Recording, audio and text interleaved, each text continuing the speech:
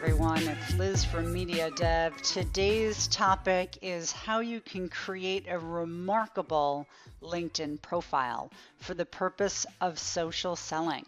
So social selling is all the rage. I've got tons of articles and other videos about the topic that you can check out after you're done with this one.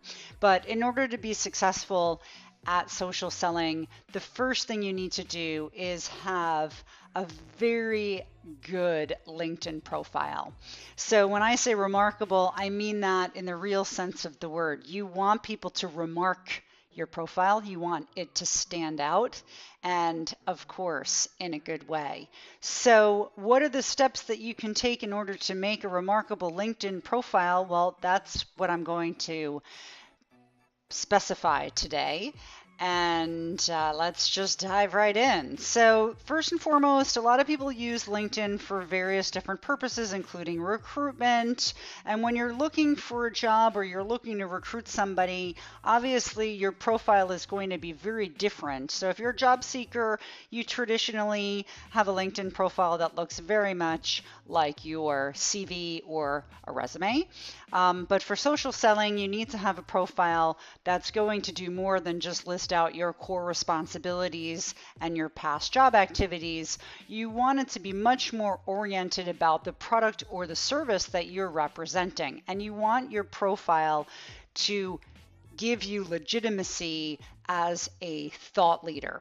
So first and foremost, the photo. Obviously, everybody knows a photo is worth 1,000 words. So you don't want to have a photo where you are hiding your face, using a company logo, representing yourself in a non-professional way. You don't want to have a hat on or sunglasses or, have it be just some random photo of you with your dog or whatever. So you want it to be professional. It really shouldn't be a passport photo either. I can tell you my passport photos are particularly horrible.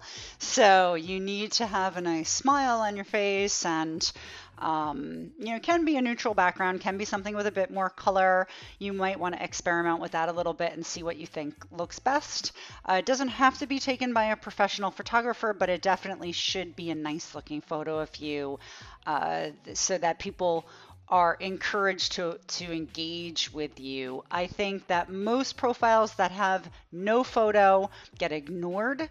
And again, having a company logo, nobody really wants to engage with the logo of a company. So it's better to have a personal photograph of yourself that looks nice. Next is the job title that you're going to choose. Now, what a lot of people do on LinkedIn nowadays is they don't actually write the job title that's written on their business card because that would be boring. So why not invent a really fun job title like mine, which is Business Jedi, or Sales Ninja, or something that is going to grab somebody's attention, maybe even encourage them to dive deeper and look at your profile because you've got a kind of funky job title that nobody else has. The next part of your profile is really your description or your headline, where you're going to write something about yourself. And what most people that do social selling do is they write some interesting facts about the product or service that they represent, or how they bring value to customers, or something that's very job related, and not all I throughout, where you're basically, explaining why you're the greatest person in the world. You're going to talk more about the product or the service that you're behind and how that can bring value to customers. The same is true with your job description, where you have a little bit more space kind of lower down in the LinkedIn profile. You explain your work history, where you've worked before.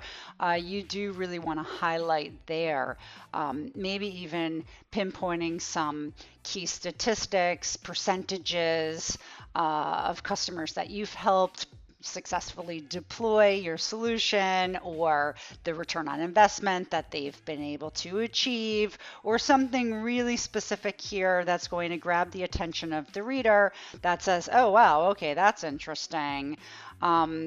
So it's not going to be I'm responsible for this, or these are my main job tasks in a day. You really only do that if you're a job seeker. So you don't need to do that in a social selling profile.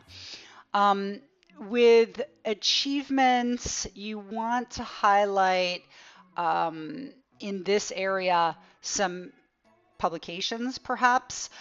It's really good that if you want to position yourself as a thought leader, you need to have some articles that you've written. What's great about LinkedIn too is that you can use LinkedIn as a platform to publish your articles. So you don't have to be a professional writer to have an article published on LinkedIn.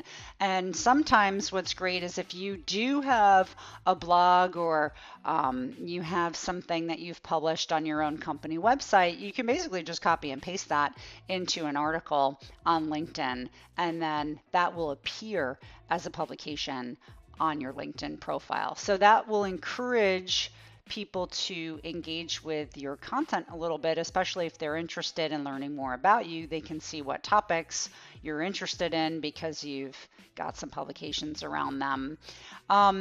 Also, just with personal interests, sometimes that can be a starting point of a discussion. So, sometimes if you have something in common with somebody, it can be a way to engage in a discussion. So it is nice to put some personal things, I don't know if you like sailing or horseback riding or reading or what have you, or business groups that you're part of, either outside of LinkedIn or LinkedIn groups that you participate in. So there are topics of discussion there that you may have in common with other prospects. You may be part of the same group.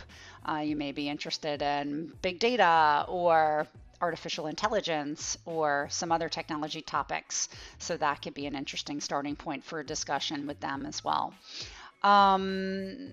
What else? Oh, contact information. Yeah. So it's really important that you have a way for people to contact you. I always have a professional email listed on my LinkedIn profile.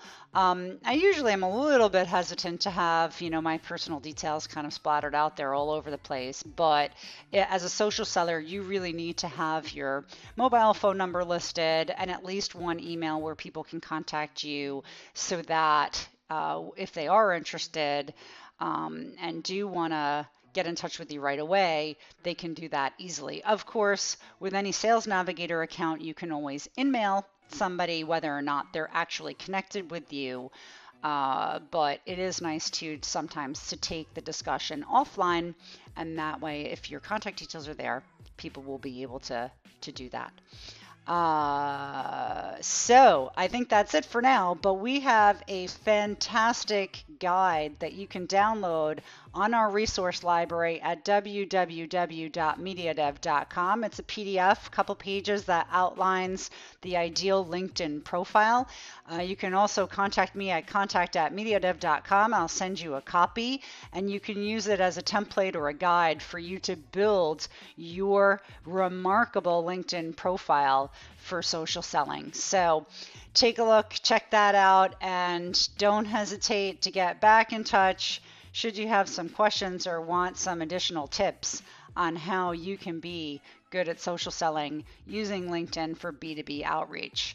So that's it for today. Thanks again. Have a great day, and we'll see you again soon. Don't forget to check out #TipsForLiz for some other interesting resources about social selling. Thanks again. Take care. Bye.